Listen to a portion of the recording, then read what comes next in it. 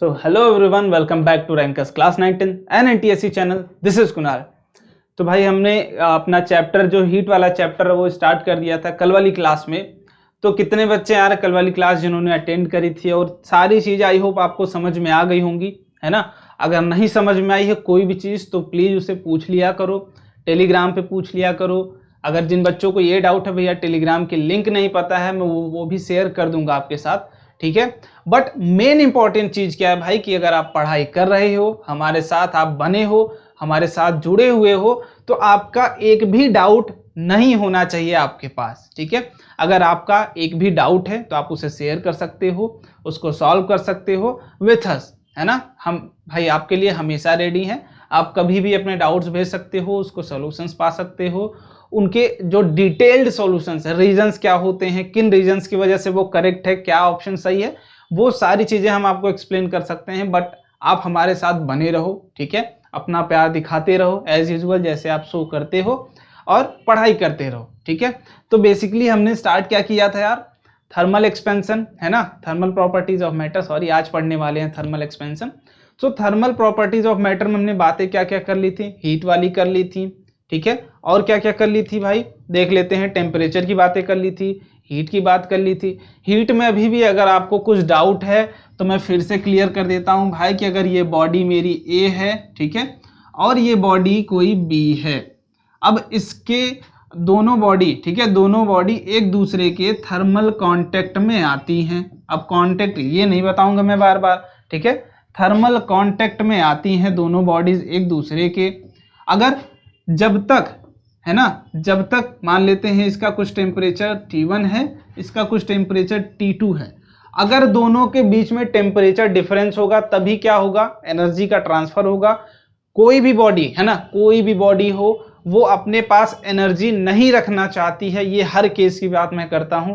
कोई भी ज्यादा एनर्जी के साथ स्टेबल नहीं होता है तो वो हमेशा ट्राई करेगा कि अपनी एनर्जी को मिनिमाइज करना, है ना. जैसे हमने देखा था कि मोशन अंडर ग्रेविटी में भाई कि कोई भी बॉडी थी हमने ऊपर अगर फेंकते हैं तो उसका एक रीजन ये भी होता है कि ऊपर जाती है तो उसके पास एनर्जी आती है, वो कौन सी, पोटेंशियल एनर्जी. तो वो अपनी एनर्जी को मिनिमाइज करने के लिए क्या करता है, ग्राउंड की तरफ बढ़ता है, ठीक है. तो वही केस है कि अगर आप इसका टेम्परेचर ज्यादा है, मान लेते हैं T1 is greater than T2, ठीक है, T1 is greater than T2, तो क्या होगा जब दोनों एक दूसरे के कांटेक्ट में आएंगे, यहां से यहां एनर्जी का ट्रांसफर होगा, है ना.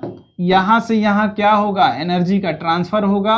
और जब ट्रांसफर, आप देखो इसके पास क्या थी, इटसेल्फ एनर्जी थी E1, ठीक है, मान लेते हैं E थी, और इसका टेम्परेचर था कुछ कम इससे, है ना.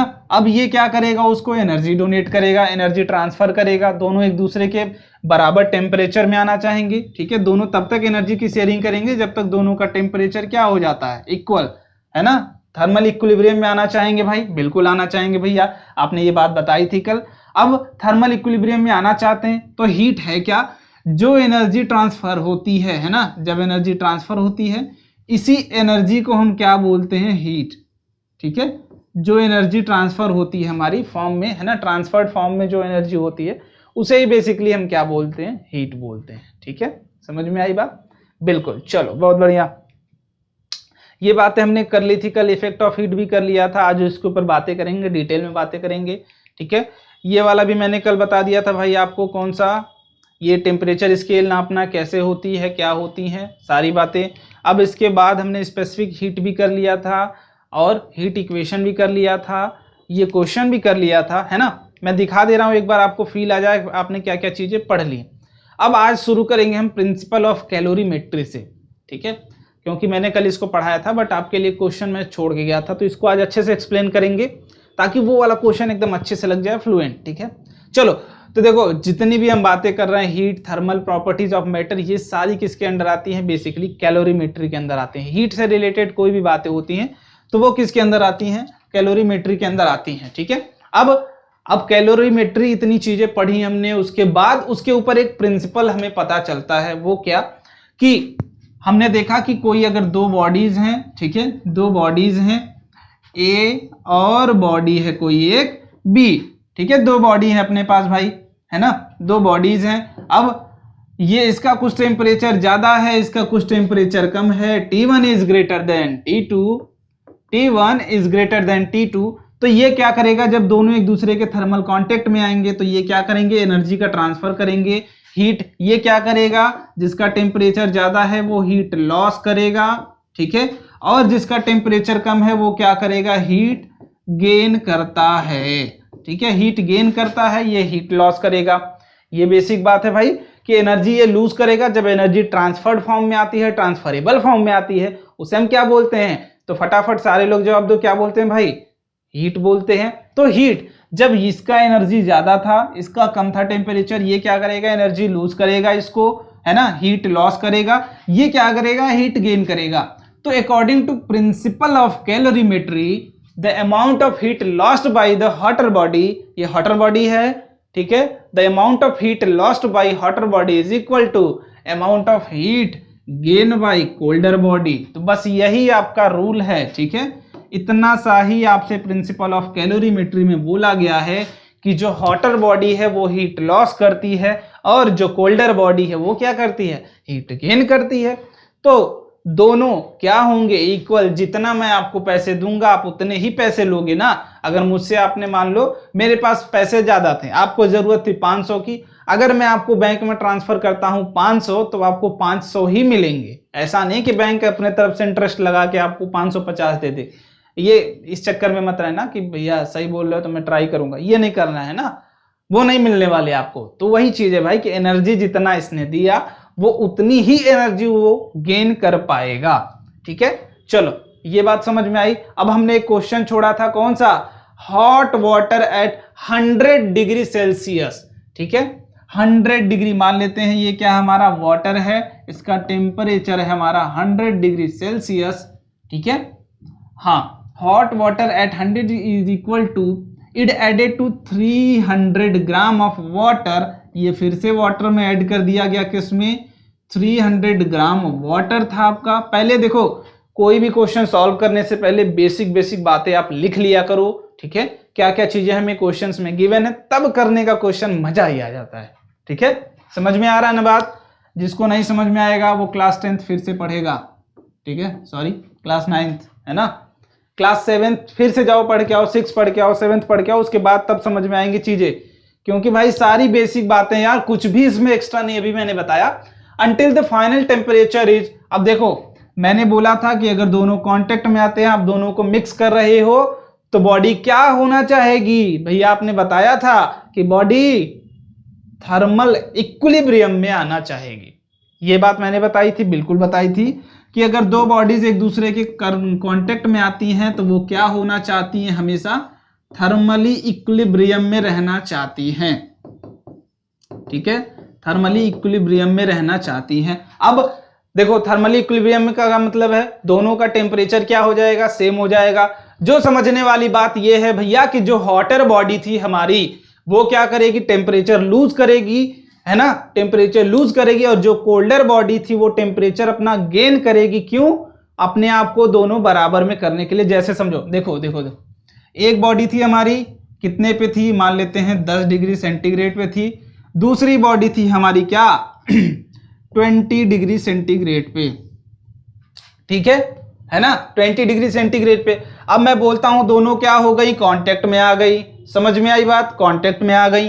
अब मैं बोलता हूं फाइनल टेम्परेचर बता दो कि दोनों सेम टेम्परेचर पे हो जाएं, तो मैं बोलूंगा कि ये क्या करे, 5 डिग्री लूज कर दे, और ये 5 डिग्री जो लूज करेगी वो इसमें मिलके क्या हो जाएगा 15 डिग्री सेल्सियस पे, दोनों क्या हो जाएंगे, इक्वल हो जाएंगे।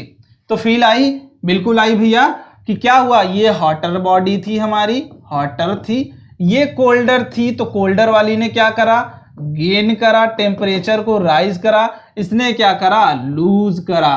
तो समझ में आई बात कि हमेशा जो हॉटर बॉडी होती है वो अपनी टेम्परेचर लूज करती है, और जो कोल्डर बॉडी होती है वो टेम्परेचर गेन करती है for being in thermal equilibrium, ठीक है। थर्मल इक्विलिब्रियम का सीधा मतलब है कि टेम्परेचर क्या होगा, अगर दो बॉडी हैं आपकी या फिर दो से ज्यादा है तो टेम्परेचर सबका क्या हो जाएगा, सेम हो जाएगा। समझ में आई बात, समझ में आई, बिल्कुल, बहुत बढ़िया। चलो, है ना, जिसको नहीं समझ में आई फिर से पूछ लेना। एक्सप्लेनिंग है ना, एक्सप्लेनिंग मैं करते रहूंगा, वो मेरा काम है। बट आपकी क्या काम है भाई कि आपके पास डाउट नहीं होना चाहिए, क्योंकि हम जब मेंटी कराएंगे, ठीक है, मेंटी कराएंगे तो मैं चाहूंगा हर एक बच्चा सही सही जवाब दे हर एक क्वेश्चन का, ठीक है।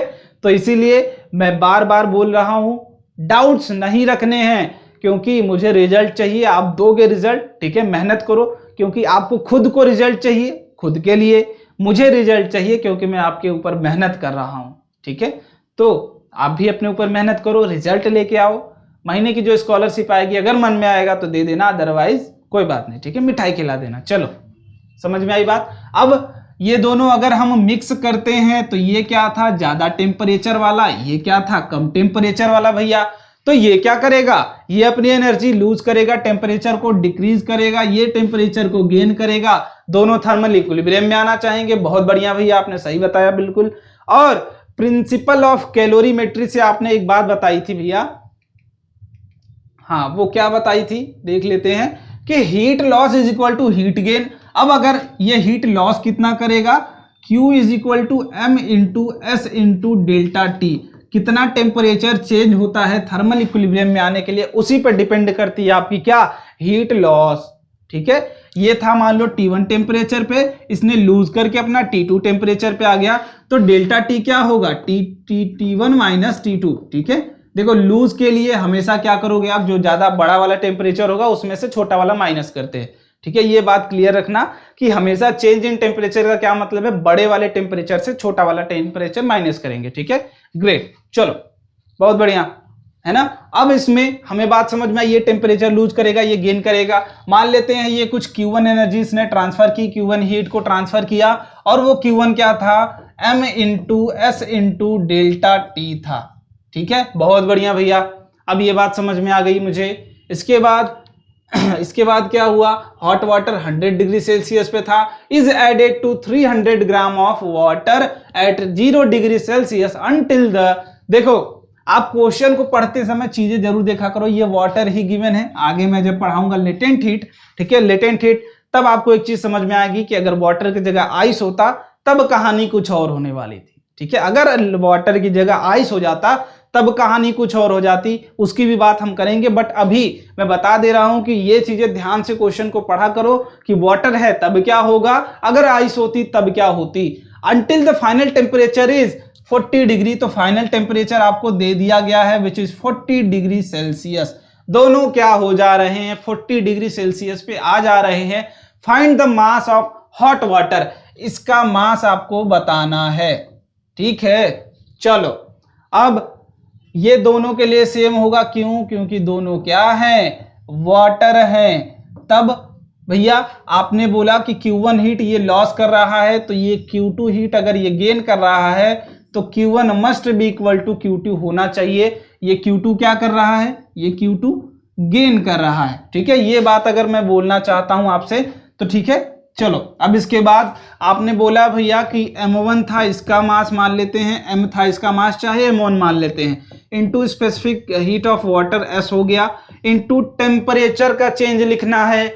ये क्या था 100 डिग्री सेल्सियस पे, तो 100 माइनस 40। ये बात किसको समझ में आई, ये बात किसको समझ में आई, बिल्कुल आनी भी चाहिए यार, कि आपका बॉडी था 100 डिग्री सेल्सियस पे, अब फाइनल थर्मल इक्विलिब्रियम में आने के बाद वो कितने पे हो गया, 40 डिग्री सेल्सियस पे आपको गिवन है। तो टेम्परेचर चेंज हुआ कितने से, 60 डिग्री से, 100 से 40 में पहुंच गया। चलो बहुत बढ़िया। अब ये क्या हुआ, ये तो लूज हुआ, अब गेन कितना हुआ, तो वाटर का मास आपको गिवन है कितना, 300 into specific heat of water, ये S दोनों के लिए सेम होगा क्योंकि दोनों क्वांटिटीज क्या है, वाटर।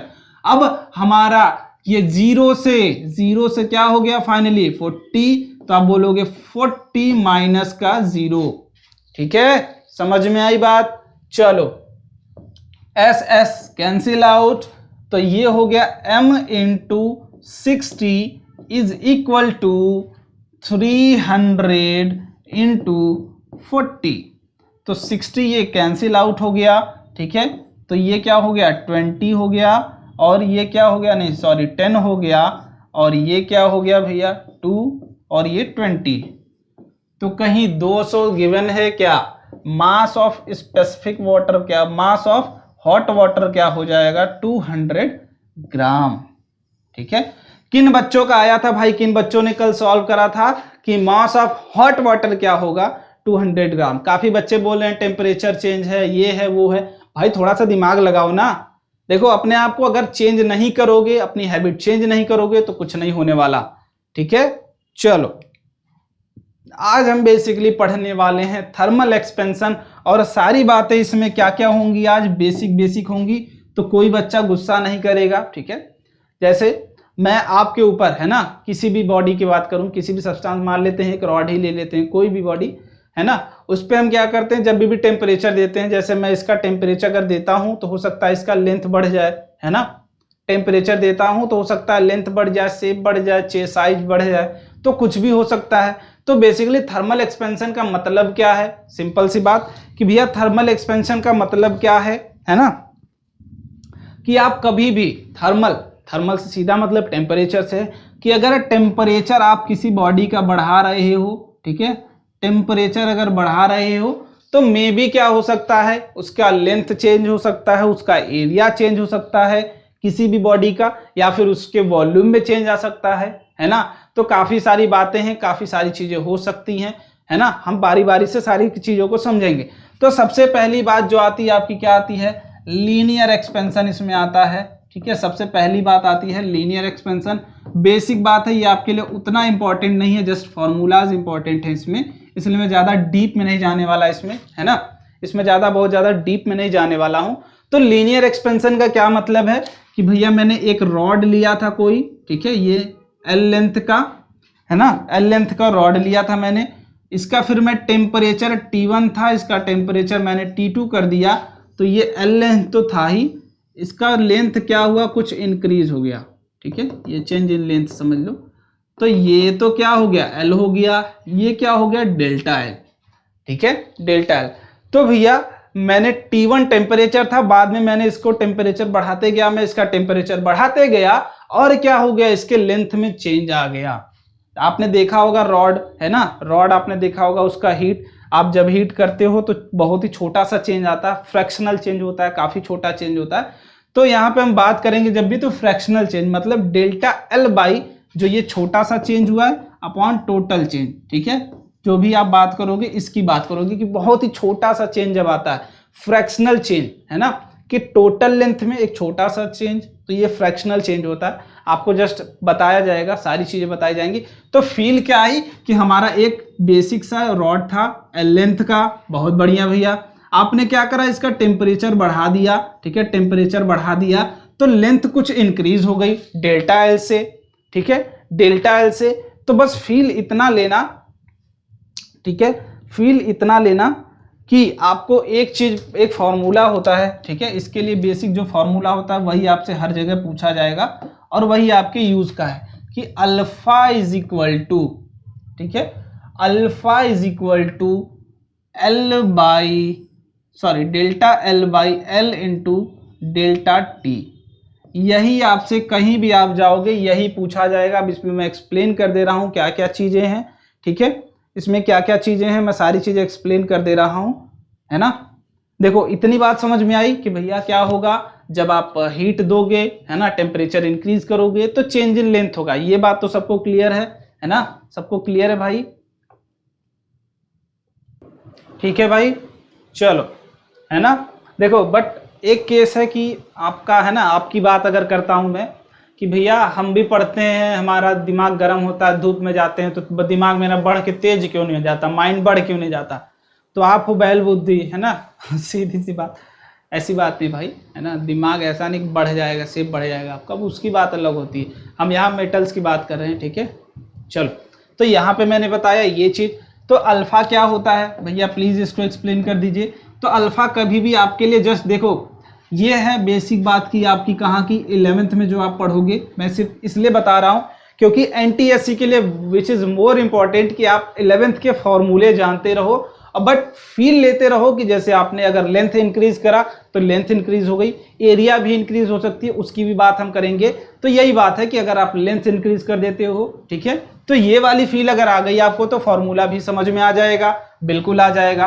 तो डेल्टा एल क्या है हमारा, चेंज इन लेंथ, ठीक है, वो तो सबको दिख रहा है, चेंज इन लेंथ हो गया आपका, बहुत बढ़िया। अब इसके बाद एल क्या है, ओरिजिनल लेंथ जो हमने स्टार्टिंग में लिया था, बहुत बढ़िया भैया, आपने ये बात दोनों तो मुझे समझ में आ गई थी पहले ही। अब डेल्टा टी क्या है, डेल्टा टी है भैया हमारा चेंज इन टेम्परेचर, ठीक है, चेंज इन टेम्परेचर, बहुत बढ़िया भैया, ये भी समझ में आ गया मुझे, ठीक है, ये भी समझ में आ गया। अब बात करते हैं हम अल्फा की, ठीक है, अब बात करते हैं हम अल्फा की। तो अल्फा क्या होता है भैया, ये एक्सप्लेन कर दीजिए। तो अल्फा दिख रहा है ना भाई, अल्फा क्या होता है, कोफिशिएंट ऑफ लीनियर एक्सपेंशन, ठीक है, लीनियर एक्सपेंशन का क्या होता है, कोफिशिएंट होता है। और आपसे बस इसी फॉर्मूले पे ही बेस्ड प्रॉब्लम्स पूछे जा सकते हैं, इससे कोई डिफर प्रॉब्लम नहीं आएगा। बस इस केस में अगर आता है कि अगर हम टेम्परेचर किसी मेटल बॉडी हो या फिर रॉड हो उसका इंक्रीज कर रहे हैं, उसके लेंथ में अगर डिक्रीमेंट या फिर इंक्रीमेंट जो भी हो, जो भी आ रही हो चीजें आप वो समझ जाओगे, ठीक है, आपको वो एक्सप्लेन किया रहेगा। तो वो चीजें आपको क्या करनी है, पुट करनी है एंड आपको आंसर्स निकाल लेने हैं, ठीक है। चलो तो अब अल्फा की यूनिट की बात कर लेते हैं कि अल्फा की यूनिट क्या होने वाली है, आपकी यूनिट देखो, ये भी क्या है, चेंज इन लेंथ, ये भी मीटर में होगा, ये भी क्या होगा, मीटर में होगा। तो मीटर अपॉन डिग्री सेल्सियस, तो मीटर मीटर कैंसिल, ये क्या हो गया, डिग्री सेल्सियस की -1, मतलब पर डिग्री सेल्सियस, ठीक है, कितना चेंज होगा पर डिग्री सेल्सियस, आपका यही क्या बताता है, अल्फा, ठीक है। चलो बहुत बढ़िया है ना। अब दूसरी केस की बात कर लेते हैं, ये वाली बात हो गई हमारी। अब बात कर लेते हैं भैया कि अगर हम टेम्परेचर बढ़ा रहे हैं और एरिया में चेंज आ जाता है। देखो जो बच्चों ने नोट नहीं किया था प्लीज पीछे करके वीडियो नोट कर लेना या फिर स्क्रीनशॉट ले लेना, डिजिटल जमाना है ना, डिजिटल जमाना है तो डिजिटल तरीके से वर्क करना चाहिए हमें, ठीक है। चलो अब बात कर लेते हैं कि टेम्परेचर बढ़ाने से अगर एरिया इंक्रीज होती है तब क्या होता है। जैसे हमने एक रेक्टेंगुलर शेप लिया था, ठीक है, ये हो सकता है कि हमने पहले इसका टेम्परेचर T1 रखा था, बाद में इसको T2 रख दिया और इसके ऊपर कुछ वर्क कर दिया हमने और वो क्या हो गया, इसका यहाँ तक ये लेंथ था, ये भी बढ़ गया, ठीक है। ऐसा कुछ बस फील ले लो कि एरिया आपकी बढ़ गई, ठीक है। एरिया यहाँ पे क्या था, पहले A था, यहाँ पे डेल्टा A से आपका एरिया इंक्रीज हो गया, ये क्या हो गया, A plus of delta A, ठीक है। जैसे उस केस में क्या था, L लेंथ था, बाद में इंक्रीज हो गया, क्या हो गया था, L प्लस डेल्टा L, ये L था। टोटल लेंथ की बात कर लें अगर हम तो, ठीक है। तो इस केस में अगर हम टेम्परेचर बढ़ा रहे हैं, एरिया A लिया था हमने, बाद में कुछ एरिया इंक्रीज हो गया, लेंथ बढ़ गई और ब्रेथ भी बढ़ गई, दोनों एक साथ बढ़ गई तो एरिया भी इंक्रीज हो जाएगी। एरिया क्या होती है, लेंथ इंटू ब्रेथ, है ना। अगर किसी आप बात कर रहे हो रेक्टेंगल की बात करो या फिर स्क्वायर की करोगे तो वो भी सेम है क्योंकि लेंथ और ब्रेथ सेम हो जाती है आपकी, ठीक है। तो वही केस है कि लेंथ में भी चेंज आ सकता है और ब्रेथ में भी चेंज आ जा सकता है, तो क्या होगा, आपकी एरिया क्या होगी, इंक्रीज हो जाएगी, ठीक है। एरिया क्या होगी, इंक्रीज हो जाएगी। अब सेम केस में, ठीक है, सेम केस में दूसरा आता है क्या, एरियल एक्सपेंशन बोल सकते हो या फिर एरिया एक्सपेंशन बोल सकते हो। एरिया एक्सपेंशन वहां पे लीनियर एक्सपेंशन था, यहाँ पे एरियल एक्सपेंशन। इस केस में जो कोफिशिएंट होता है उसको हम बीटा से डिनोट करते हैं और वो भी सिमिलर होता है इसी की तरह, delta A upon A into change in temperature, ठीक है।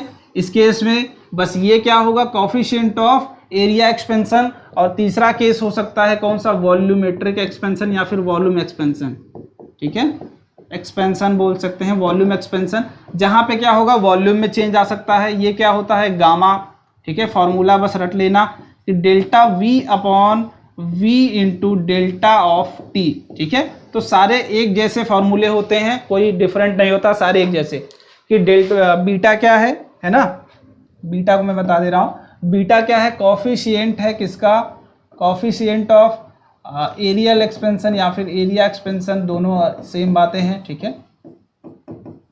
और गामा क्या है आपका, कोफिशिएंट ऑफ वॉल्यूम एक्सपेंशन। ठीक है, तो दोनों सेम तरीके से हैं भाई, दोनों सेम हैं। ठीक है, कोई चेंजेस नहीं होते हैं, तीनों लगभग सिमिलर होते हैं। एल वाला आपने देखा था, उसमें अल्फा था, इसमें बीटा था, इसमें गामा था।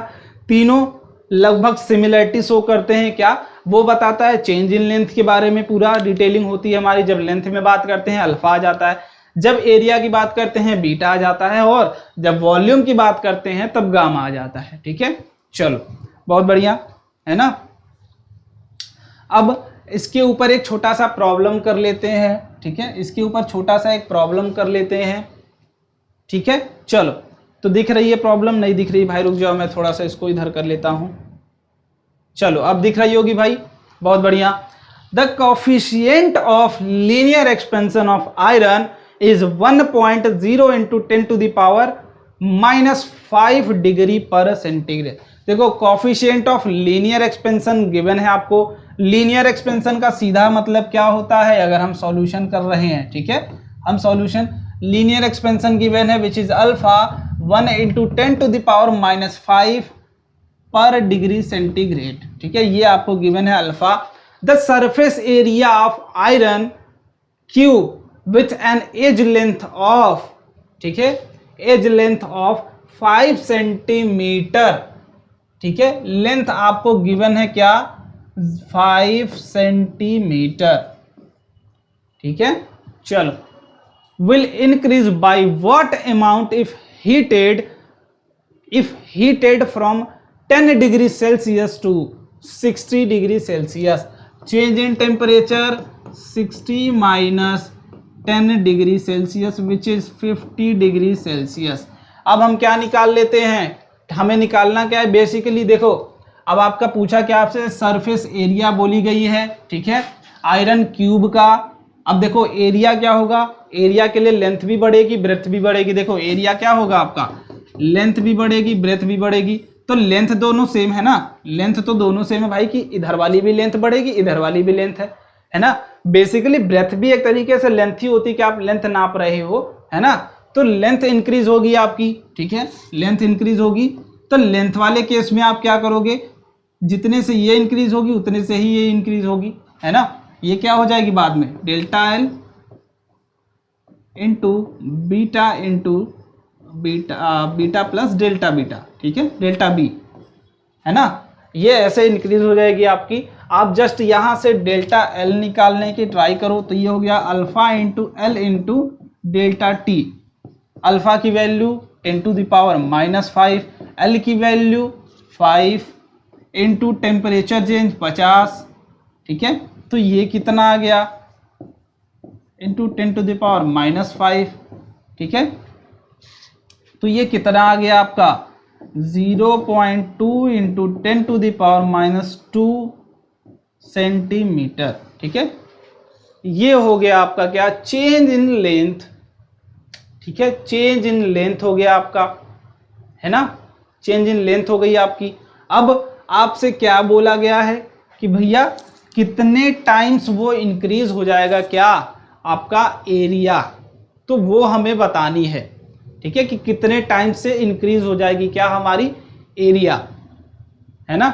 चलो, तो अब इसको देख लेते हैं कितने टाइम से इंक्रीज होगी। ये 0.25 होगा, है ना, 25। ये मत भूलना, है ना, ये भूलना नहीं है भाई कि 0.25 है वो, है ना, 0.25। ठीक है, चलो बहुत बढ़िया भाई, है ना। एक छोटी सी जस्ट मिस्टेक हुई थी, ये क्या, एरिया, है ना, मिस्टेक क्या, आप जस्ट ये देखो कि मुझे सरफेस एरिया बोला था, मुझे लग रहा था रेक्टेंगल का आपसे पूछा गया है। सरफेस एरिया ऑफ क्यूब क्या होता है, 6 इंटू लेंथ, अगर आपको किसी एक साइड की गिवन है तो उसका स्क्वायर। ये जस्ट होता है मैथ वाला पार्ट है, वो जाके आप मैथ वाले सर से पूछना, मुझसे नहीं। ठीक है, वो मैथ वाले सर से पूछना है आपको, मैथ वाले सर से पूछ लेना। अब हमें क्या करना है, आपको लेंथ पता चल गई है कि टोटल लेंथ क्या होगी। ये फाइनल की बात करें तो एल प्लस डेल्टा एल। तब एक केस में आपको क्या करना है, पहले एल वाले से पहला एरिया निकालना है A1, जब आपकी लेंथ क्या थी 5 सेंटीमीटर। अब दूसरे वाले से क्या करना है, एरिया निकालना है आपका कितना, A2। ठीक है, जब आपकी लेंथ ये थी, और दोनों को डिवाइड करके देख लोगे कितने से वो इंक्रीज हो रहा है, ठीक है, कितने से वो चेंज हो रहा है, तो जस्ट आपको मिल जाएगा क्या, ये सेकेंड वाला ऑप्शन, ठीक है।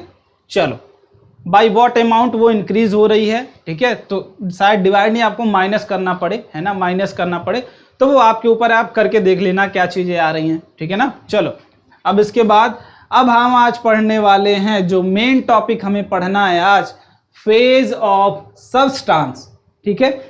तो देखो, बेसिकली स्टेट ऑफ मैटर जब आपने पढ़ा होगा प्रीवियस क्लासेस में, हो सकता है पढ़ा है या फिर नहीं पढ़ा है, तो कोई बात नहीं, आज चीज़ें सीख लेते हैं कि बेसिकली कोई भी हमारा सब्सटेंस होता है वो 3 फेजेस में एग्जिस्ट करता है।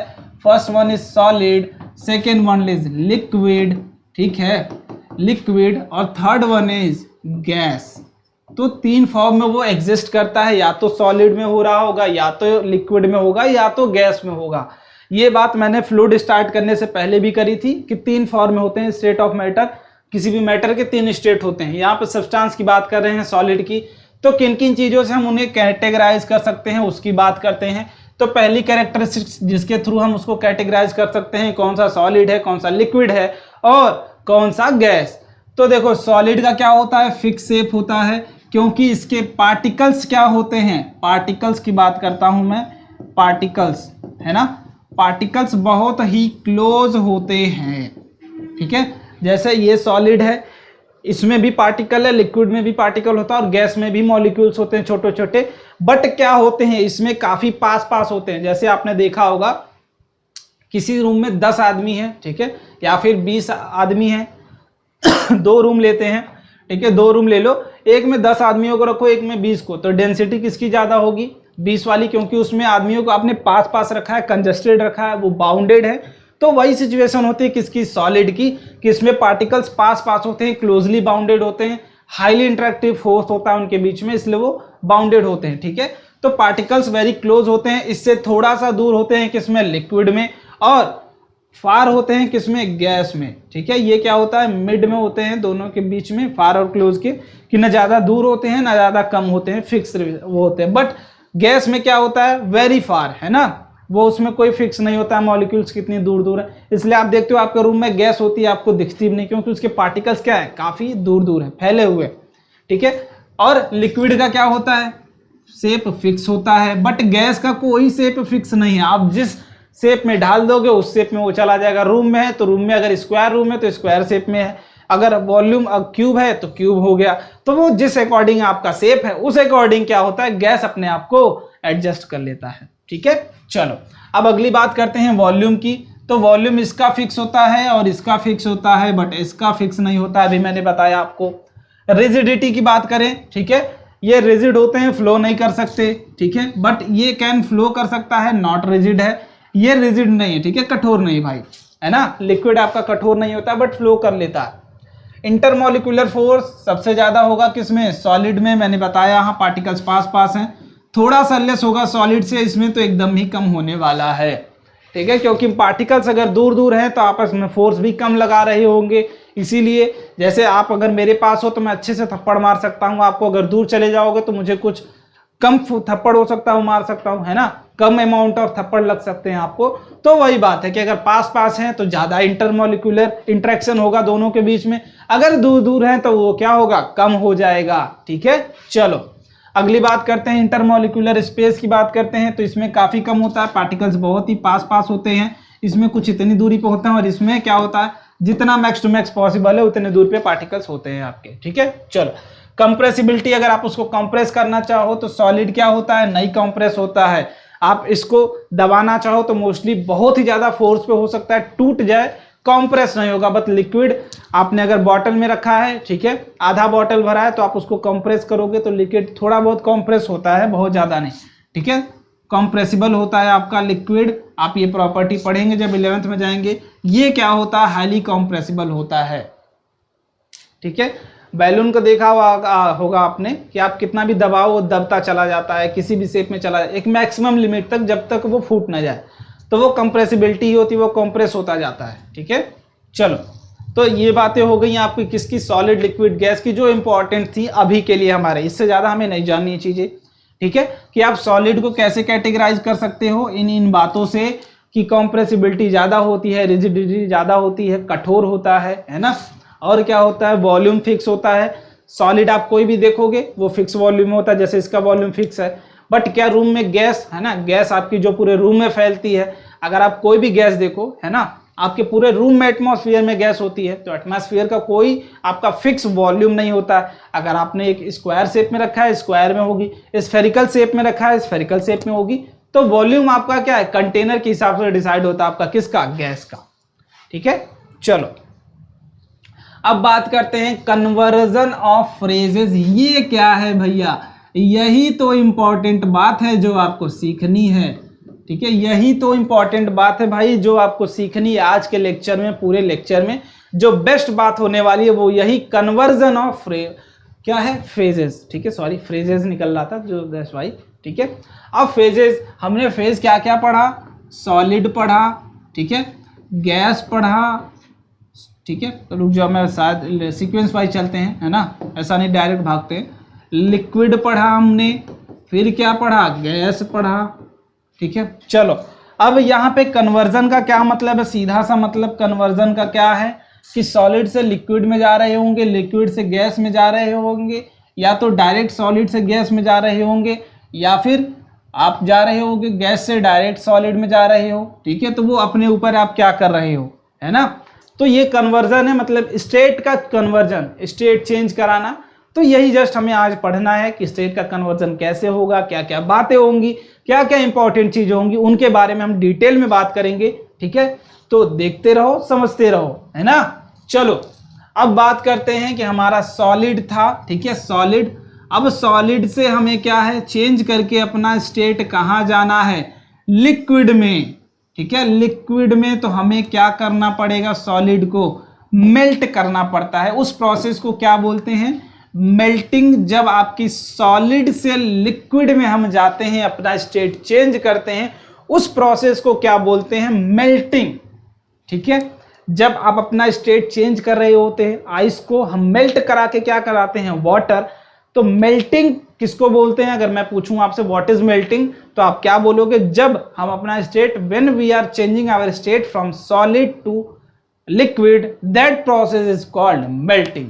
ओके, और जिस पॉइंट पे, जिस टेम्परेचर पे आपका क्या होता है, सॉलिड लिक्विड में कन्वर्ट होता है, उसको हम क्या बोलते हैं, मेल्टिंग पॉइंट। ठीक है, मेल्टिंग पॉइंट। मेल्टिंग पॉइंट क्या भाई, कि जिस टेम्परेचर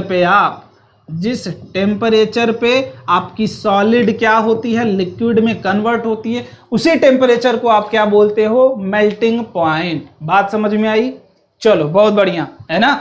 जब आप सॉलिड से लिक्विड में अपना फेस चेंज करके आते हो तो आप उस प्रोसेस को क्या बोलते हो, मेल्टिंग। अब अगली बात करते हैं कि हम लिक्विड से कहाँ जाना चाहते हैं, गैस में जाना चाहते हैं, उस प्रोसेस को क्या बोलते हो आप, वेपराइजेशन। ठीक है, वेपराइजेशन, या फिर आप बोल सकते हो क्या, बॉइलिंग। ठीक है, बॉइलिंग भी बोलते हैं, हम मोस्टली बॉइलिंग का टर्म यूज करते हैं जब वाटर बॉयल होने लगता है। ठीक है, तो आप बेसिकली क्या बोलोगे, जब वो चेंज करके, ठीक है, जब वो लिक्विड से, देखो लिखते जाना कि लिक्विड से बॉडी टेम्परेचर स्टेट चेंज करके जब गैस में जाती है, उस प्रोसेस को हम क्या बोलते हैं, वेपराइजेशन। ठीक है, वेपराइजेशन। ठीक है, अब जिस टेम्परेचर पे वो बॉयल होके चेंज होती है, उस टेम्परेचर को क्या बोलते हैं हम, बॉइलिंग पॉइंट। ठीक है, जैसे मेल्टिंग पॉइंट था, यहाँ बॉइलिंग पॉइंट हो गया।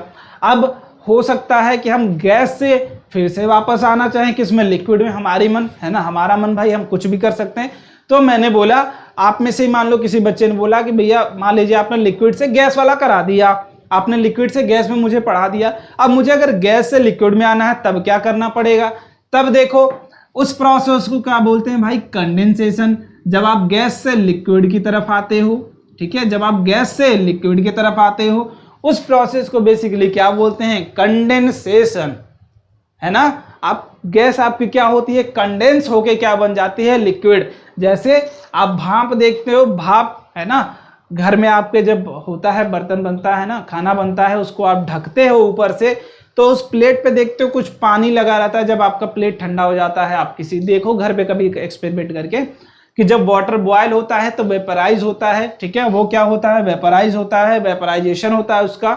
फिर जब वो ठंडा होता है, टेम्परेचर उसका डाउन होता है, तब वो क्या होता है, कंडेंस होके फिर से लिक्विड में आ जाता है। पहले वो भाप बन के गैस बन के उड़ रहा था। आप देखना घर पे वाटर बॉयल करना तो कुछ आपको दिखेंगी गैसेस उसमें से निकल रही हैं, ठीक है। फील करना पहले घर पे, कोई भी पढ़ाई करो एक्सपेरिमेंटल होनी चाहिए। तो घर पे वाटर बॉयल करना, आपको दिखेगा गैस की तरह उसमें से कुछ निकल रहा है। फिर क्या करना, उसको प्लेट से ढक देना, फील लेने के लिए कि अगर आप गैस से लिक्विड में जाते हो तो कैसे क्या होता है प्रोसेस। आप जब उसको ढक दोगे तो गैसेस क्या होंगी, उसके सरफेस पे, जो आप प्लेट है उसके सरफेस पे इकट्ठा हो जाएंगी। अब जब आपका टेम्परेचर डाउन होगा, बॉडी को फिर कूल होने के लिए छोड़ दो, तो फिर आप प्लेट उठाओगे तो प्लेट पे आपके वाटर होंगे पक्का, ठीक है। तो वो वाटर क्या होते हैं, गैस से कंडेंस होके, वेपर जो होता है वो कंडेंस होके कहाँ जाता है, लिक्विड में, ठीक है। चलो अब हमें बात करें भैया कि हम क्या कर सकते हैं। लिक्विड था हमारे पास, आपने बोला कि गैस से लिक्विड कन्वर्ट करो, फिर उस लिक्विड को क्या करो, अपना दिमाग लगा के, चाहे जैसे तुम सॉलिड में फिर से कन्वर्ट करो। वाटर था, ठीक है, वाटर था, उसको बल्ब बनाओ। तो हर एक बच्चे के घर में फ्रिज होती है, तो सीधा हम बोल सकते हैं फ्रीजिंग कर देंगे हम उसका। क्या कर देंगे, फ्रीजिंग कर देंगे, बिल्कुल। चलिए भैया बहुत बढ़िया आपने बताया कि लिक्विड है उसको हम सॉलिड में करते हैं, उस प्रोसेस को क्या हम बोलते हैं, फ्रीजिंग बोलते हैं। और जिस पॉइंट पे वो फ्रीज होता है उसे क्या बोलते हैं, हम फ्रीजिंग पॉइंट बोलते हैं। ये बच्चा कंफ्यूज नहीं रहेगा कोई, ठीक है। फ्रीजिंग पॉइंट बोलते हैं जिस टेम्परेचर पे आपका बॉडी क्या हो, लिक्विड से सॉलिड जाए, उस टेम्परेचर को हम क्या बोलते हैं, फ्रीजिंग पॉइंट बोलते हैं। फ्रीजिंग पॉइंट ऑफ वाटर कितना होता है, 0 डिग्री सेल्सियस, ठीक है। मेल्टिंग भी यही होता है और आपका फ्रीजिंग भी यही होता है। बॉइलिंग की बात करें तो ये वाटर का कितना होता है, 100 डिग्री सेल्सियस, ठीक है। ये बातें हमने कल करी थी कि वाटर के केस की हम कर रहे हैं बात, किसकी, जो हमें ड्रिंकिंग के लिए इंपॉर्टेंट है, हमारी लाइफ के लिए मस्ट है, हमें एटलीस्ट उसके बारे में कुछ तो नॉलेज होनी चाहिए, ठीक है। तो कुछ नॉलेज रख लेते हैं, बिल्कुल रख लेते हैं। क्या कि फ्रीजिंग पॉइंट क्या होती है, 0 डिग्री सेल्सियस, है ना। मेल्टिंग पॉइंट भी 0 डिग्री सेल्सियस होती है और आपकी फ्रीजिंग पॉइंट भी, ठीक है, दोनों चीजें। चलो इतनी बातें आई होप आपको क्लियर हो गई होंगी। तो आप डेफिनेशन अपनी लैंग्वेज में लिखना कि क्या होती है आपकी freezing point, what is freezing. अगर मैं आपसे बोल दूं when we are changing our state from liquid to solid then that process can be said as freezing, ठीक है। समझ में आई बात। अब आप फ्रीजिंग को डिफाइन करोगे, मेल्टिंग को डिफाइन करोगे, बॉइलिंग को डिफाइन करोगे, कंडेंसेशन को डिफाइन करोगे, वेपराइजेशन को डिफाइन करोगे। आप इन बातों को अपने लैंग्वेज में डिफाइन कर लेना, आप अपने नोट्स में लिख लेना, ठीक है, वेरी गुड। चलो अब बात करते हैं हम लेटेंट हीट की, ठीक है, लेटेंट हीट की। तो अब हम बात कर रहे थे इसके पहले किसकी, दोनों में रिलेशन लेते हुए चलते हैं, किसकी, स्पेसिफिक हीट की। स्पेसिफिक हीट क्या होती है, स्पेसिफिक हीट क्या होती है भाई, हम, है ना, हम जब किसी बॉडी में हीट देते हैं या फिर हीट उससे निकालते हैं, तो स्पेसिफिक हीट अगर आप बात कर रहे हो, अगर आप क्यू देते हो, तो इसमें क्या होता था, बेसिकली टेम्परेचर का चेंज होता था, ठीक है, टेम्परेचर का चेंज होता था। बट हमने कुछ प्रोसेसेस पढ़े जिसमें क्या हुआ कि हम टेम्परेचर मतलब हीट दे रहे हैं, बॉडी को हीट कर रहे हैं, हीट प्रोवाइड कर रहे हैं, बट वो अपना टेम्परेचर नहीं चेंज कर रहा है। तो आपने बोला भाई यहाँ स्पेसिफिक जो हीट थी हमारी वो तो खत्म हो गई, उसकी बात ही नहीं कर सकते। जब हम हीट दे रहे हैं, हीट प्रोवाइड हो रही है, हीट यूज भी हो रही है, बट हीट जा कहाँ रही है, टेम्परेचर तो इंक्रीज ही नहीं हो रहा है ना। ये प्रोसेस हुई थी, कब हुई थी, जब हम स्टेट को क्या करते हैं, चेंज करते हैं। तो लेटेंट हीट कहाँ यूज होता है, जब आप स्टेट चेंज करते हो, किसका, स्टेट ऑफ मैटर में चेंज आता है आपके, ठीक है। जैसे आप हो सकता है सॉलिड से लिक्विड जा रहे हो, लिक्विड से सॉलिड जा रहे हो, या फिर सॉलिड टू गैस जा रहे हो, या फिर गैस टू सॉलिड जा रहे हो। तो ये सारी बातें हैं, आप किसी भी फेज चेंज कर रहे हो कोई भी, तो लेटेंट हीट का क्या मतलब हुआ, सीधा सीधा कि आप कोई भी हीट दे रहे हो अगर अपने बॉडी पे या फिर सिस्टम में, अगर वो हीट टेम्परेचर नहीं इंक्रीज कर रही है बॉडी का, ठीक है, तो there must be change in state of matter, ठीक है, या फिर स्टेट ऑफ सब्सटेंस। तो बहुत बढ़िया भैया, ठीक है, बहुत बढ़िया, हमें समझ में आ गई बात कि अगर हम हीट दे रहे हैं बॉडी को तो बॉडी का टेम्परेचर नहीं चेंज हो रहा है बट स्टेट चेंज हो जा रहा है। तो इसको समझते हैं आप। जैसे हमने क्या करा, मान लेते हैं ये क्या था, हमारा टेम्परेचर दिखा रहा है, ठीक है, ये वाली बॉडी, और ये वाली बॉडी क्या दिखा रही है, हीट को, ठीक है, हीट या फिर एनर्जी को दिखा रही है। ये हमें क्या दिखा रहा है, टेम्परेचर, ठीक है। ऊपर वाली बॉडी दिखा रही है हमें टेम्परेचर और नीचे वाली लाइन दिखाती है हीट को। तो ये ग्राफ को समझने की कोशिश करते हैं कि भैया ग्राफ क्या होती है। तो ये वाला पॉइंट हमारा क्या है, मेल्टिंग पॉइंट, ये वाला पॉइंट हमारा बॉइलिंग पॉइंट। किनको किनको क्लियर है what is melting and what is boiling point, what is melting point and what is boiling point. The temperature है ना, टेम्परेचर नहीं, the temperature at which the solid converts into liquid, that temperature is called melting point. समझ में आया, बहुत बढ़िया। तो ये हो गया मेल्टिंग पॉइंट, ये हो गया बॉइलिंग पॉइंट। अब हमने क्या किया, यहाँ पे था कुछ टेम्परेचर 0, ठीक है, या फिर माइनस में बोल सकते हैं, ठीक है, 0 पे था। अब हमने टेम्परेचर इंक्रीज करना शुरू करा, ठीक है, मतलब हीट देते गए, टेम्परेचर इंक्रीज होता गया। तो ये वाला टेम्परेचर आप 0 डिग्री सेल्सियस को बोल सकते हो। वाटर के केस की अगर बात करेंगे हम, वाटर की बात अगर हम करते हैं तो इसको 0, क्योंकि 0 पे ही। तो हमने क्या किया, हीट दिया हमने, फर्दर हम हीट बढ़ाते जा रहे हैं, बट कुछ टाइम के लिए आप देख सकते हो कि टेम्परेचर आपका नहीं चेंज हो रहा है। कुछ टाइम के लिए टेम्परेचर आपका चेंज ही नहीं हो रहा है, आप कुछ भी कर लो, है ना, आपका टेम्परेचर क्या है, सेम है। कुछ टाइम के लिए हीट तो आप बढ़ा रहे हो, आप इस डायरेक्शन में तो चल रहे हो, बट आपका ग्राफ इस डायरेक्शन में तो चल रहा है, बट ऊपर नहीं चल रहा है, मतलब टेम्परेचर कांस्टेंट हो गया, ठीक है।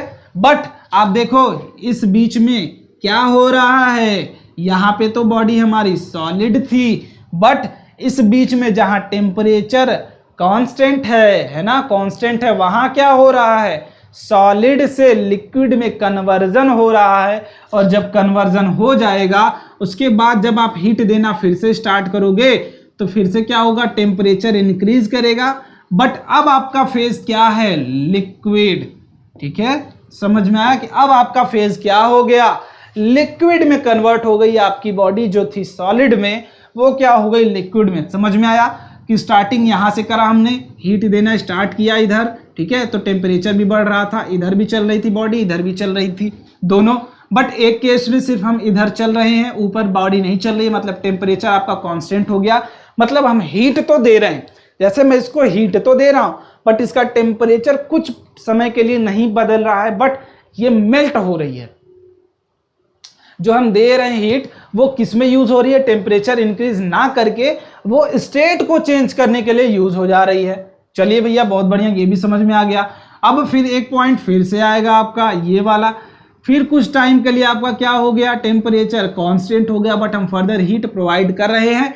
उस पॉइंट पे क्या होगा, ये बॉइलिंग पॉइंट है आपका, लिक्विड क्या होगा, गैस में कन्वर्ट हो रहा है। दिख रहा होगा भाई, प्रॉपर ग्राफ है आपका कि लिक्विड गैस में कन्वर्ट हो रहा है इस प्रोसेस में, और फाइनली क्या हो गया, आपका गैस में इंक्रीज हो गया।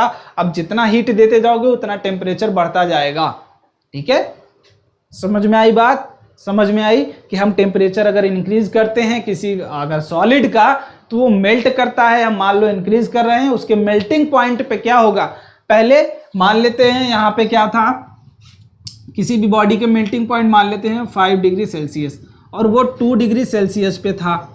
अब हमने इसको हीट दिया तो ये 5 पे पहुंचा पहले, ठीक है, 5 पे पहुंचा पहले, फिर ये क्या करेगा, 5 से फिर 5 डिग्री सेल्सियस पे ही रहेगा, बट यहाँ पे क्या था, सॉलिड था, और यहाँ पे क्या हो जाएगा, लिक्विड हो जाएगा। ये क्या था हमारा, इस बॉडी के लिए मेल्टिंग पॉइंट क्या था, 5 डिग्री सेल्सियस, ठीक है, 5 डिग्री सेल्सियस था उसका मेल्टिंग पॉइंट, ठीक है। और हमने पहले स्टार्टिंग में हमारा था 2 डिग्री टेम्परेचर पे वो सॉलिड, हमने उसको टेम्परेचर बढ़ाया, ठीक है, उसका टेम्परेचर हमने बढ़ाया 5 डिग्री सेल्सियस पे किया, मतलब हीट दिया, तो हीट फिर से हमने दिया, तो वहां पे टेम्परेचर इंक्रीज ना होके सॉलिड से लिक्विड में कन्वर्ट हो गया वो बॉडी। अब इसके बाद अगर हम फिर से टेम्परेचर इंक्रीज हीट देते जाते हैं तो आपका टेम्परेचर क्या होगा, इंक्रीज करते जाएगा, ठीक है। समझ में आई बात, चलो बहुत बढ़िया, इतनी बात समझ में आ गई। अब बात करें भैया कितनी हीट हम देंगे कि हमारा स्टेट क्या होगा, चेंज हो जाएगा। इसके ऊपर भी बातें कर लेते हैं भाई। कितनी हीट अगर आप देते हो तो आपका स्टेट क्या होता है, चेंज हो जाता है। चलिए भैया ये भी बता दीजिए आप, है ना। चलो इसके ऊपर भी बात कर लेते हैं भाई कि हम हीट दे तो रहे हैं बट हमारा क्या हो रहा है, फेज चेंज हो रहा है। तो उसके लिए दो लेटेंट हीट आती है। ये क्यू क्या है, लेटेंट हीट। आप जितना हीट देते हो फेज चेंज करने के लिए वही लेटेंट हीट होती है। और दूसरी चीज कि लेटेंट हीट ऑफ फ्यूजन, पहली क्वांटिटी जो आती है लेटेंट हीट ऑफ फ्यूजन, जहां पे आप अपनी बॉडी को सॉलिड टू लिक्विड कन्वर्ट करते हो, वहां पे क्या आता है, लेटेंट हीट ऑफ फ्यूजन। आप इसको डिनोट करते हैं किससे, LF से, ठीक है, LF से।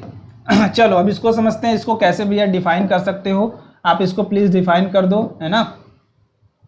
तो देखो हमने मान लो Q अमाउंट ऑफ हीट दिया सॉलिड को, ठीक है, इसको क्या किया, Q अमाउंट ऑफ हीट दिया, इसका मास था M, है ना।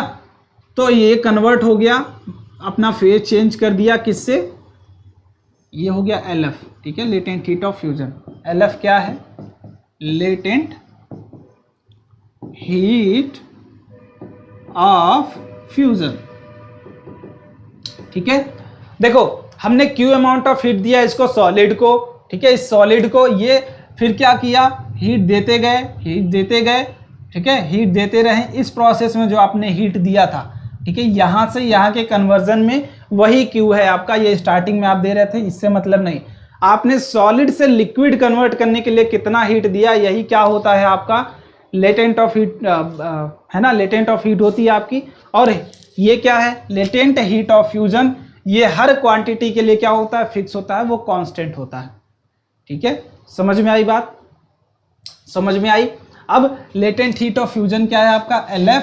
तो LF की यूनिट की बात कर लेते हैं। तो ये क्या है आपकी, बेसिकली क्या है, एनर्जी है अपनी या फिर हीट, ठीक है, एनर्जी है अपनी। तो एनर्जी की यूनिट क्या होती है, कैलोरी, अपॉन मास की क्या होती है, ग्राम, ठीक है, कैलोरी के साथ ग्राम लोगे आप। तो कैलोरी पर ग्राम क्या होती है आपकी, लेटेंट हीट ऑफ फ्यूजन, ठीक है। समझ में आई बात, समझ में आई, है ना। What is latent heat of fusion, clear है।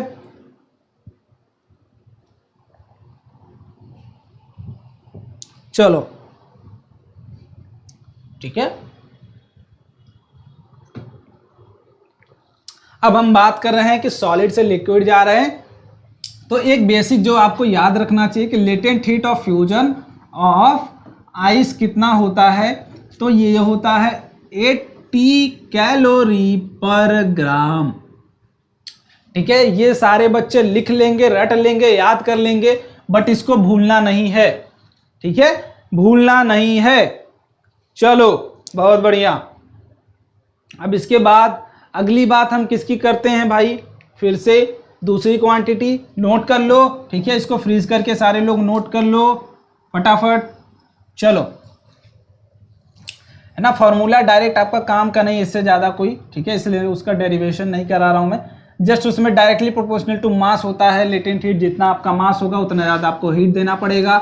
तो डायरेक्टली प्रोपोर्शनल को हटाने के लिए आपको एक क्वांटिटी यूज़ करनी पड़ती है which is latent heat.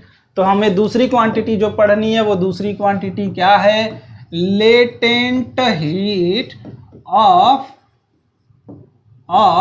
Vaporisation. तो बोलोगे भैया मुझे तो जो थोड़े से बच्चे स्ट्रांग होंगे, थोड़े से अच्छे होंगे, वो तुरंत पकड़ लेंगे कि वो हीट जो लिक्विड को गैस में कन्वर्ट करने के लिए यूज होती हो वही है, क्योंकि वेपराइज होती हो। बिल्कुल समझ में आई, है ना, बहुत बढ़िया। तो आप बोलोगे ये मान लेते हैं Q अमाउंट ऑफ हीट मैंने दिया, तो ये भी मास इंटू LV, तो चेंज नहीं होना है, बस LF की जगह LV आ जाएगा।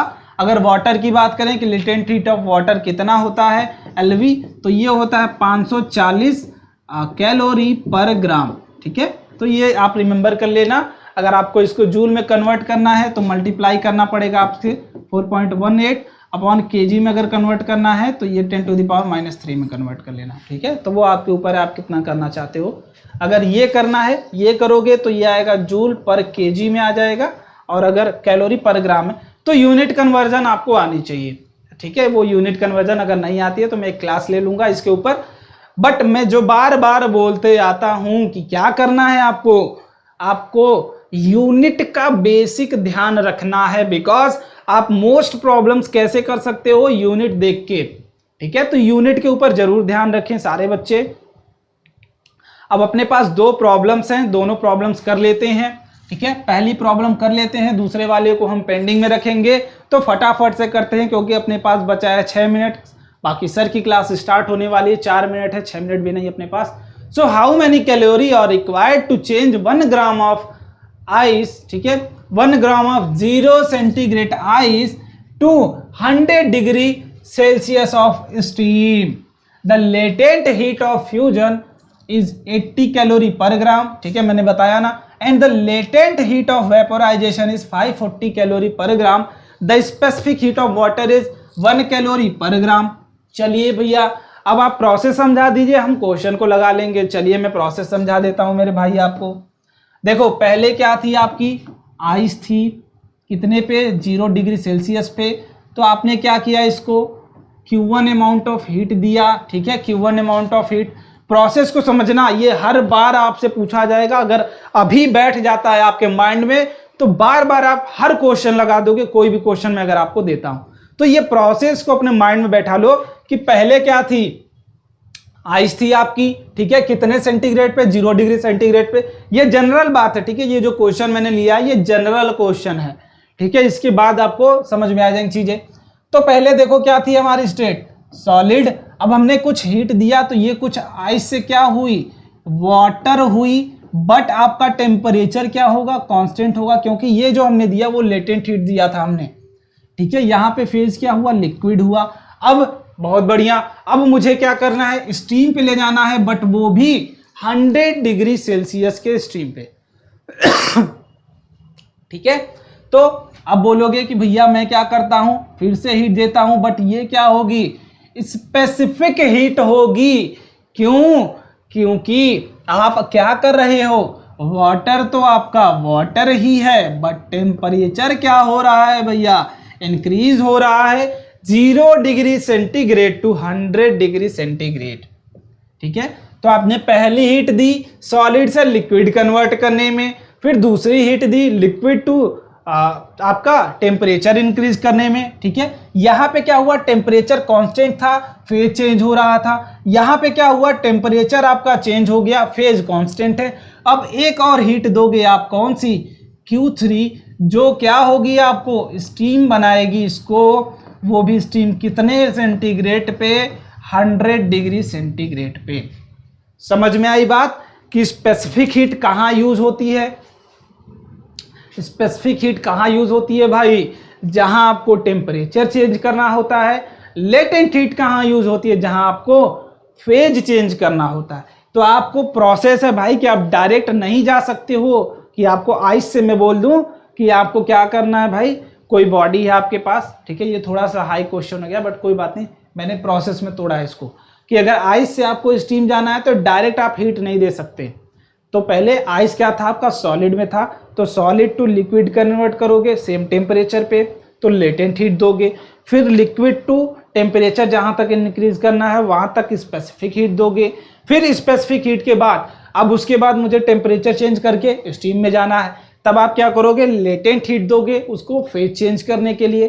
तो फेज आपको पता होना चाहिए कि पहले क्या होता है, सॉलिड होता है, सॉलिड से लिक्विड होता है, तभी जाके आप गैस बना सकते हो, ठीक है। सॉलिड टू डायरेक्ट गैस वाला होता है प्रोसेस, बट वो आपको नहीं पढ़ना है, ठीक है। जैसे मैं दिखा भी देता हूं, यहाँ पे होगा शायद, है ना, यहाँ पे होगा नीचे। ये क्या होता है, डिपोजिशन, इसको लिख लेना सारे लोग कि अगर डायरेक्ट सॉलिड से आप गैस में जाते हो या फिर गैस से अगर डायरेक्ट सॉलिड में आते हो, ठीक है। मैं इसको इरेज करके लिख देता हूं, मैं वहां पे भूल गया था बताना, वैसे उतना आपसे पूछा नहीं जाता, आपसे जस्ट बेसिक बातें ही पूछी जाती हैं, तो उसको जरूर मेंशन कर लो, ठीक है। कि अगर डायरेक्ट आप गैस से कहाँ आते हो, गैस टू सॉलिड आते हो अगर, तो उसे डिपोजिशन बोलते हैं, डिपोजिशन। या फिर आप सॉलिड टू गैस जाते हो तो उसे सब्लिमेशन बोलते हैं, ठीक है। चलो अब देख लो भाई, सॉलिड से मेल्ट करा के लिक्विड जाओगे, लिक्विड से फिर वेपराइज करा के कहाँ जाओगे, गैस में जाओगे। तो ये बात मत भूलना, ठीक है। चलो ये वाली प्रोसेस हो गई। तो अब मैं बोलूंगा Q1 क्या होगी हमारी, Q1 होगी M(L) ऑफ फ्यूजन, बहुत बढ़िया। अब Q2 जो स्पेसिफिक हीट हमने दी है वो क्या होगी, M(S)(Δt) होगी, ठीक है, समझ में आई, M(S)(Δt) और Q3 क्या होगी, M latent heat of vaporisation, है कि नहीं, है कि नहीं भाई, है ना। चलो बहुत बढ़िया। अब आप बोल दो अगर भैया कि टोटल हीट मुझे जो देनी है वो क्या है, Q1 plus Q2 plus of Q3, ठीक है। तो आप जस्ट ये वाला काम कर लोगे, आपको आंसर मिल जाएगा, आंसर आएगा 720, ठीक है। चलो, है ना, 720 कैलोरी, ये ध्यान रखना, यूनिट का ध्यान रखना, तभी चीजें क्लियर होंगी। क्वेश्चन को सॉल्व करना और आंसर देख लेना। अब एक क्वेश्चन आपके पास ये वाला है, इसको आप होमवर्क के तौर पे ले लो, क्योंकि मैं हमेशा थोड़े अच्छे क्वेश्चन होमवर्क के लिए देता हूं। तो माइंड में थोड़ा कन्वर्ट करना सीखना कि क्या होगा, पहले सॉलिड से जब आप लिक्विड में जाते हो तो उसका तरीका क्या होता है, ये जरूर रिमेंबर कर लेना कि पहले हम क्या करते हैं, सॉलिड टू मान लेते हैं T टेम्परेचर पे था तो T टेम्परेचर पे ही हम कन्वर्ट करते हैं किसमें, लिक्विड में, उसके बाद हमारा टेम्परेचर इंक्रीज होता है, ठीक है। ये ऐसा नहीं कि 0 से डायरेक्ट आप 10 डिग्री लिक्विड पहुंचोगे, नहीं, 0 डिग्री सेल्सियस से पहले 0 डिग्री वाटर में लिक्विड में पहुंचना पड़ेगा, फिर वहां से आप कन्वर्ट करके कहाँ जाओगे, लिक्विड में, ठीक है। तो आई होप आज वाले लेक्चर में आपको सारी बातें समझ में आई होंगी, है ना, क्योंकि आज मैंने काफ़ी अच्छे से आपको एक्सप्लेन करा है हर एक चीज़ें। तो अगर अच्छा लगा होगा सेशन तो लाइक कर देना, अपने दोस्तों को शेयर कर देना, अगर चैनल पे नए हो, पहली बार आए हो तो चैनल को सब्सक्राइब कर लेना, ठीक है। और जितना आप अपना प्यार दिखा सकते हो भाई दिखाते रहो। बाकी जो बच्चे नए हैं आप जाके मैट वाली क्लास कर लो, वो भी ऑलरेडी चल रही होगी, ठीक है। Thank you so much everyone and bye bye. Last में जाते जाते इतना ही बोलूंगा, अगर किसी को डाउट है तो वो टेलीग्राम पे भेज देगा अपना, किसमें सर्च करो जाके, रैंकर्स NTSC, ठीक है। इससे ज़्यादा नहीं मैं बोलूँगा कुछ, @rankers NCERT सर्च करो कहाँ पे, टेलीग्राम में, और वहीं भेज दो, ठीक है। So thank you so much everyone and bye bye.